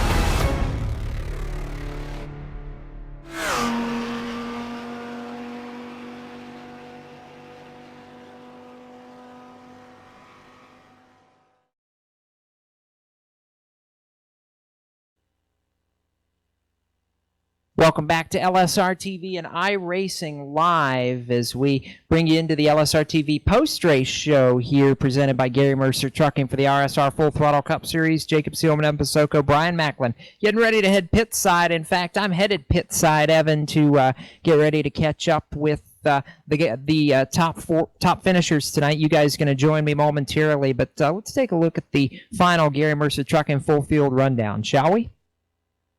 We'll take a look at Anthony DeBarro, the pit strategy call. That wasn't the strategy call. It was the norm, and he used the speed that he had all night long to get the job done. He held true to what he came into the race wanting to do, and he gets the W for the second time of the year. And as we mentioned, it hasn't finished outside the top three. That sounds a little bit familiar if we talk about the Pro Series we saw a couple of months ago. Almost Alan DeBose-esque, just 3 races in. Behind him, Scott Eckridge going to come home P2, Mitch Rollo third, Comstock P4, Carl Shedd P5. We talked about that exciting finish as well with Mike Kelly and Jose Gonzalez 3 wide across the start-finish line. You take a P6 and a P7. Greg Evans walks away tonight in the number 8 spot. Great improvement for the number 25 machine. Starts back at 24th, comes home in the number 9 spot, and then Thomas George's number 24 rounds out the top 10. Yep, Dan Eberhardt is going to finish in the 11th position tonight. Stefan Marinak will finish 12th. The defending series champion, Dwayne Vincent, rebounded from a 36th place qualifying effort to finish 13th here tonight. Good rebound for him. Nelson Rivera will finish 14th. David Washington is going to finish 15th. Christopher Hurlow still looking for that first win here in the Full Throttle Cup Series. He's sitting in the 16th position. William Amaker is going to sit 17th. Nicholas Cohan is 18th. Corbin Hemstreet will be 19th. And William Hale rounds out your top 20. Just behind in the number 21 spot, going to be Scott Simley, Steve Gottschalk 22nd, and the final driver to come home on the lead lap in 23rd is Jonathan Cadell. Drivers finishing 1 lap down. They go all the way through 38th position. 24th, Rhett McBride. 25th for Sean Bounty. Nick Silver with a solid result, P26. 27th, Brendan Mercer, Matt Lacrosse. 28th, 29th for Kevin Linden and Brian Harvey, who started top 10. His night went downhill quite quickly. He walks away in 30th.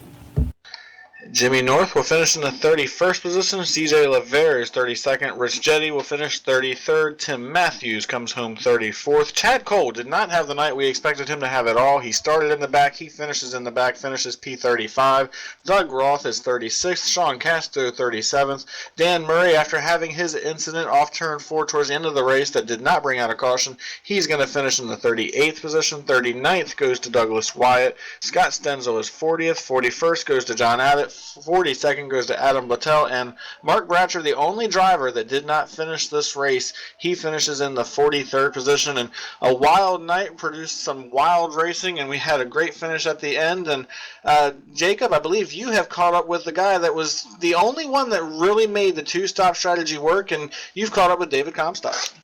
Yeah, and this is one of those nights where if you're David Comstock, you knew what you were doing all along, and the rest of us were scratching our heads for 3/4 of the race. David, come up 4th, and you stuck to your guns the whole night. You were a 2-stop strategy, tried to make it play out, just got beat there by DeBarro on speed and on tires at the tail end of the race. Walk me through, though, the plan. Was it 2 stops from the beginning, or was it something that after that first run you decided, okay, we need to try and shake something up if we're going to have any shot to try and beat this 9? I was committed to do the 2-stop strategy right from the get-go. I kind of took a page out of Brundy's book from what he did at Homestead, and just was banking on not having a caution happen, which with what happened in Homestead for him, that ruined his strategy there. But the tire fall off was just way too much throughout the whole run, as the guys would pit about 15 laps earlier than me, and it just I could gain back the cycle, end up getting the lead again, but it was that last run with DeBarro, how new tires he had, of newer tires that he had compared to me, it was difficult. It was difficult, if not impossible, to hold them off. And for you, it's a solid finish and definitely a run that I know we expected out of you after as strong as you were in the Ascors Cup Series event that was here on LSRTV last night. Did you learn anything from that race that you were able to apply to this race tonight, David, or was it just different enough between the two setups that it was kind of a whole different ball game? There were some similarities that I was able to take as far as the line that we were running. It was about the same. I personally liked running the middle through 3 and 4. As the track took rubber, a lot of people were running the bottom. It was too loose for me down on the bottom, trying to get the power down center out of the corner. So I moved up to the middle as the track really started rubbering in, and it felt better for me. But I mean, compared to last night, the setup was more stable getting in the corner. It had the same feel more or less coming off the corner, maybe just a tad bit looser here, but all in all, it's a solid run for us. I know we take a week off next week so you guys can get acclimated with the new build, low downforce. Are you among the excited or the wait-and-see crowd on this new package? I'm excited for it. I mean, heck, at the end of the run there, I was sliding around so much I kind of felt like that I already had that low downforce package. I was had the wheel straight or turn to the right a little bit, come off the corners, but I'm excited and really interested to see how everyone here adapts to it, and who can stay fast, and who might show up as a player when we get that package. Well, I know you can't do it by yourself, David. Who are the people and the sponsors you need to give a shout out to that make it happen and get you to the racetrack every Monday night? We'd like to thank Gary Mercer Trucking, Moss Energy, everybody at Aftermath Motorsports, EJ Brakes, and Hick and Jix, JD Laird for painting my car every single week, and thank you to you guys at Real Sim Racing for broadcasting our race here every single week with on Live Sim Racing, and everybody at Real Sim Racing for providing us the leagues to run. Always a pleasure. David Comstock comes up fourth in a very solid run for the Gary Mercer Trucking Monster Energy Chevrolet tonight. And going to move a little further up pit road, Brian Macklin, a solid podium finish and kind of the where did he come from syndrome late in the race. Mitch Rollo sneaks onto the podium in third. Yeah, I've caught up with driver the number 96, Mitch Rollo, with a very impressive third place finish. Mitch, when we got into the closing stages of the race, we were talking about David Comstock battling with Scott Eckridge and with Carl Shedd, and then all of a sudden here you come into the picture. You made a late race charge and climbed up into the podium. Talk about your race and how impressive how you felt coming through those guys in the closing stages of this race. Well, it was an incredible race, obviously going green flag all the way, but at the end there, I pitted a little bit early, so I knew I'd have to save my stuff a lot. So I just saved. I mean, I hadn't saved that much all night long until then. And then at the end of that run there, I just started pulling those guys more and more. And it's like, I might have a shot at the podium here, so I'm happy it worked out, and I'm super happy that Anthony got the victory lane tonight. Talk about how grueling 125 laps of green flag racing at Las Vegas is. I've been in the car, I know what it's like, and when you have to run that many laps, it is one of the most grueling things you'll ever go through. What was it like for you sitting there for 125 laps and never really having a chance to catch your breath and just having to be up on the wheel lap after lap after lap for the entire race? Yeah, it's definitely pretty difficult. Obviously, just keeping your focus for that long, and just the actual physical part. You wouldn't think it would be that physical, but when you're sitting there for 125 laps, wheeling it like that, it really it starts to wear on you a little bit. So it's tough, but it's also a lot of fun. And we take that, and then tomorrow iRacing is going to be releasing a new build where we expect to see a new low downforce package to mirror that of what we see in the Sprint Cup Series. What are your thoughts on that? How do you feel like you're going to fare once that new low downforce package hits? Do you think you're going to be as competitive as you are now, more competitive, or how's it going to work for you?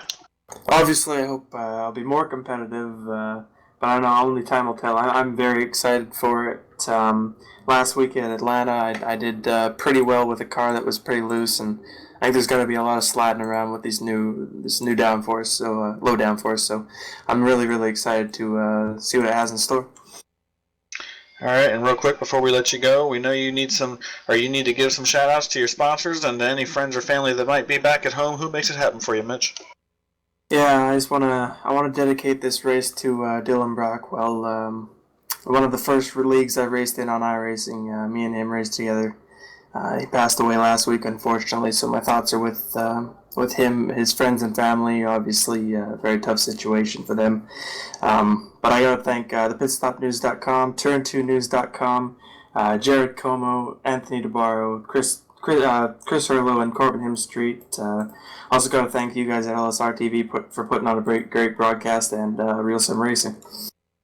All right, thank you, Mitch. Congrats on your third place finish, and we look forward to seeing you out on the track next week at Phoenix. Evan, I believe you have caught up with our second place finisher, the only guy that had anything for Anthony DeBarro all night long. He came up just a little bit of short. You have caught up with Scott Eckridge.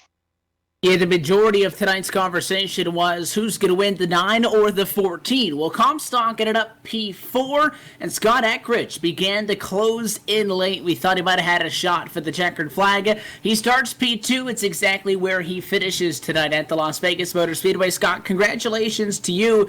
Kind of under the radar, though. A lot of guys were driving loud, if that makes sense. They were making a lot of moves. We saw a lot of 2-3 wide back-to-back, and obviously we were taking a lot of attention to David Comstock. You just kind of ran your own race, finished 2.8 seconds behind Green all the way start to finish for 125 laps. You guys satisfied?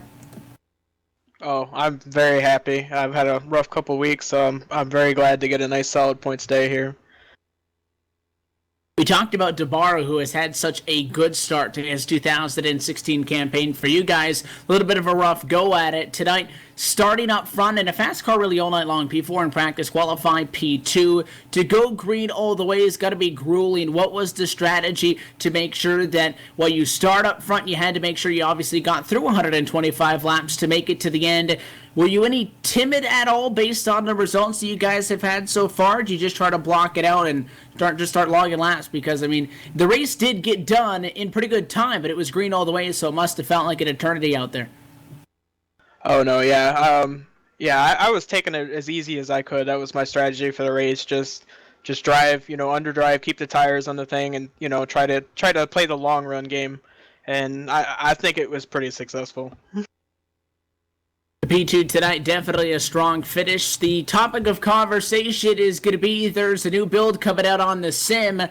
The big change, really, the last major change that everybody had to deal with was going over to the dynamic tracks. And it seems like you guys have a pretty good handle on that. What's going to be the best way to adjust to this new build besides just getting lap time in before next week's race at Phoenix? I think you nailed it there. I think it's going to take a lot of laps. I'm going to have to put a lot of practice in for this next week, for the race next week, or next week. We know that Phoenix is a little bit of a smaller track, obviously, than here.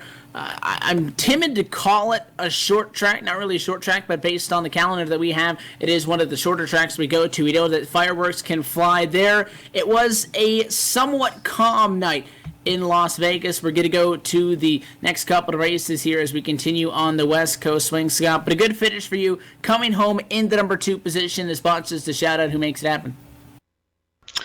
Just like thank Steel Horse Racing for all the work that they put in for this week to get prepared. All right, Scott, thanks for sticking around and chatting with us again. Congratulations to you. P2 finish. We'll see you in a couple of weeks. Thank you. That is your number 2 finisher tonight. Scott Eckridge starts on the outside of the front row, and he walks away tonight with a second-place finish, getting his 2016 season back on track tonight in round number 3. Jacob, and the one driver that bested him, and he was the fastest car all night long. Talk about a start to the 2016 campaign. DeBarro back in victory lane. Yeah, this is getting to be a pretty familiar spot lately. That's 4 wins in a row dating back to last season for Boomtown Sim. 2 of the last 3 for the Finning Caterpillar Chevrolet of Anthony DeBarro. 5th career win overall in the Full Throttle Cup Series, Anthony. What a drive. You stuck to your guns, much like David Comstock stuck to his, and were committed to that 3-stop strategy with the tires most of this race. It pays off with a victory. Lead the final 23 laps. I mean, walk me through your race, because I know it was grueling to go caution-free and have all these cycles of green flag pit stops tonight. Well, like you said, caution free. I wanna first off say great job to everyone that ran this race. We ran a great race for you guys up in the booth, and I mean I wish for you guys it was a little closer there at the end, so it was a little more exciting. But I'm happy with the end result, though.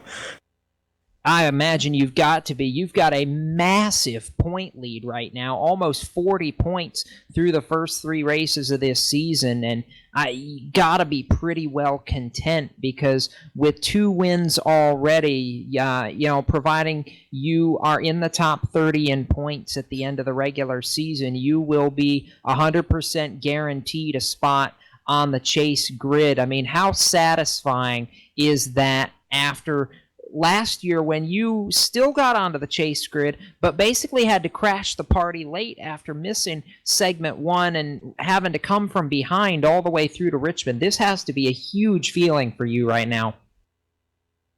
I'm really trying to enjoy it because I know it's not going to last like this all season. And there's going to be some hard times and some good times, and I'm just trying to stay humble about it, not get full of ourselves, and just keep doing what we're doing, keep running good races, being smart on pit road, and bringing it to the end and see where we end up. I mean, Scott definitely was right there, and if he got on off pit road a little better, he would have been right there with me, I feel like.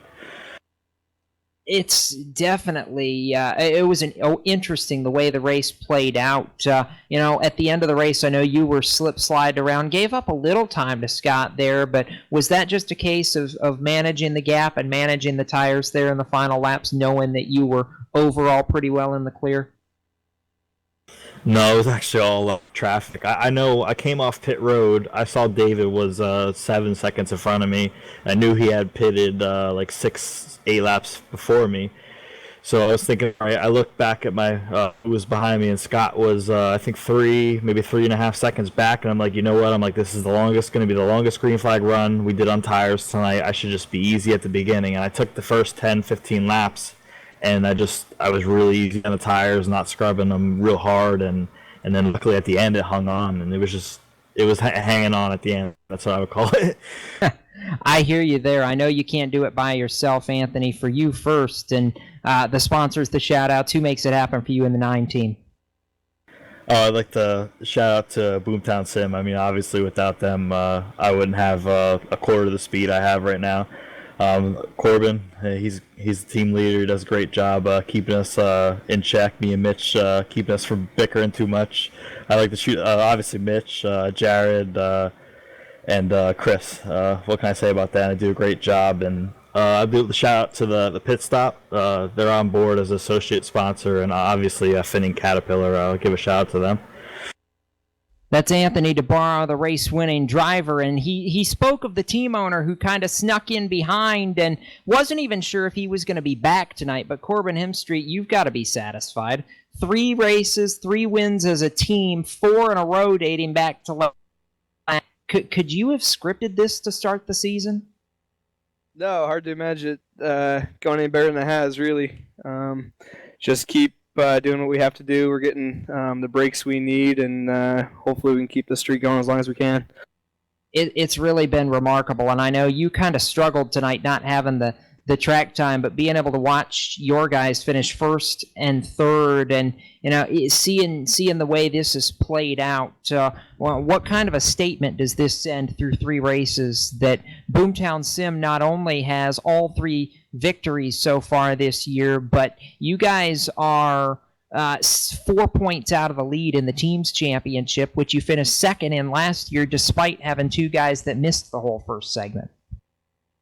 Yeah, that team championship's going to be a lot tougher this year. There's a couple other teams that came together really, really well that we're going to have to beat out. We started out great, obviously, but we need to get all 4 cars up there. I was about half a lap down, so I didn't even get to see Anthony win the race, really. But I think as the year goes on, we'll get a 69 Chevrolet Caterpillar Finning up there in Victory Lane, and I know Chris will be short to follow. He's really fast and come along as a driver too. So I think we'll get all 4 cars in the chase, and then leading up to that, really the key is just staying out of trouble and keeping our heads low and making sure we're still doing everything we can for our sponsors.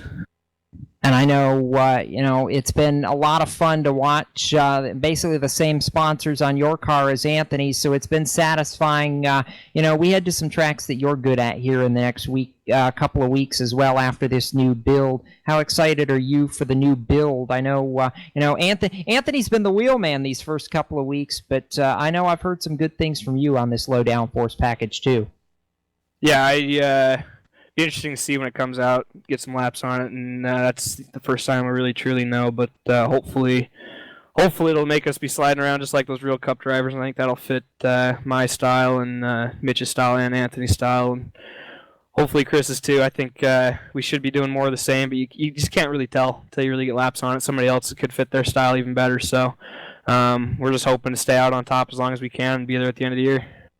Winning team owner 3 times over, winning driver twice in the first 3 races. That's it down here from Gatorade Victory Lane. Anthony DeBarro, a winner in the race. Corbin Hemstreet, the winning team owner, and all the celebration, Evan, going on down here. I'll throw it back upstairs for a minute. Final thoughts from you and Brian? Well, I'm happy to say that I didn't jinx the non out of it because I stuck with him through the strategy and it worked out. But it was exciting to see Comstock pull that strategy call off as well. P4 not bad for the gamble that he took. We had the conversation, Brian, risk versus reward, and we said if this doesn't work for Comstock, what's he risking? And I said, well, he's a top 10 car. Well, it worked still because he gained 3 spots. So it wasn't a bad night, but I think the biggest thing that we've seen is just how strong Boomtown has been now through 3 races. 3 for 3, the Dyna Machine spearing that charge up at the front of the field, second win here tonight. Especially after last season, towards the end of last season where things got fun. I'm sure this is ticking a lot of those teams off, so they're making a statement here to kick off 2016, and I love it.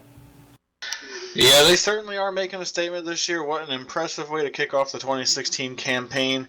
It's going to be tough to beat these guys. They've proven it right out of the gate that they're going to be fast. And now the big question is, when we head to Fontana in 2 weeks, this new low downforce package, how is that going to affect the racing? How's that going to affect the Boomtown guys? Are they still going to be as dominant, or is somebody else going to rise to the occasion? It's going to change the face of this series. It's certainly going to change the races as we see them and as we call them. It's going to be very interesting to watch, and I can't wait until we get to Fontana because that's the perfect track to actually test that at. A very high-speed track with wide sweeping corners, tire fall off, and they're going to have low downforce. I don't think you can script any better of a situation for the RSR guys. I think that's going to be a very exciting race for us to call. These drivers are going to have their hands full, and it's going to be very interesting to see. Can the Boomtown guys keep up the dominance and go 4 for 4, or is somebody else going to get it?